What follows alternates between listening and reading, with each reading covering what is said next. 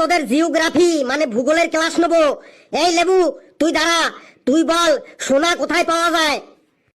Sir, সোনা সোনার দোকানে পাওয়া যায়।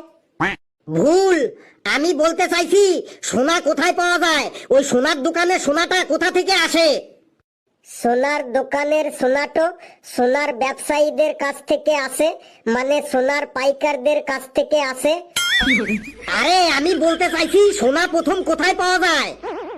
স্যার, আমি বলবো সোনা প্রথম কোথায় পাওয়া যায়? বল। স্যার, সেনকো গোল্ডে, পিসি চন্দ্র জুয়েলার্সে আর অঞ্জলি জুয়েলার্সে প্রথম সোনা পাওয়া যায়। এ তো দেখছি আরো বড় মাতব্বর। স্যার, আমি বলছি সোনা সোনার খনিতে পাওয়া যায়। পৃথিবীর সব থেকে বড় সোনার খনির নাম উত্তর আমেরিকার নেভেদা। একদম ঠিক বলেছিস হাবলু, তুই বস, ঘেটু আর লেবু দাঁড়িয়ে থাক। স্যার, আমিও তো ঠিক বলেছি, সোনা সোনার দোকানেও তো পাওয়া যায় বটে। সোনা প্রথম সোনার দোকানে পাওয়া যায়, তাহলে এরপর আমি যদি বলি চা কোথায় পাওয়া যায়, তুই বলবি চায়ের দোকানে। যদি বলি ডিম কোথায় পাওয়া যায়, তুই বলবি ডিমের দোকানে।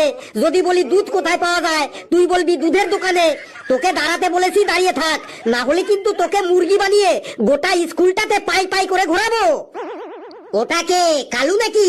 কালু, তুই দাঁড়া। দাঁড়িয়েছি স্যার।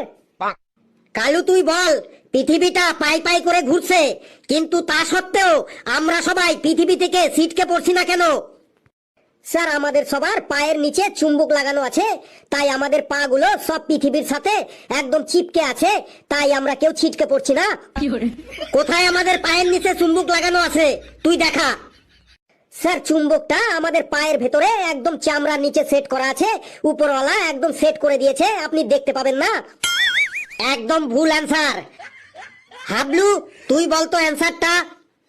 স্যার, পৃথিবীর মাধ্যাকর্ষণ শক্তির টানের জন্য আমরা পৃথিবী থেকে কেউ ছিটকে পড়ি না। বাহ হাবলু, ভেরি গুড। তুই একমাত্র এই ক্লাসটার মান সম্মানটাকে বাঁচিয়ে রেখেছিস। তুই বাড়ি যাবার সময় আমার কাছ থেকে একটা বাবুল কাম নিয়ে যাস।